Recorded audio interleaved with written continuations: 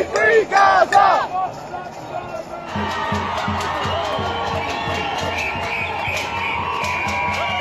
We demand a ceasefire! We demand a ceasefire! Albanese, you can't hide!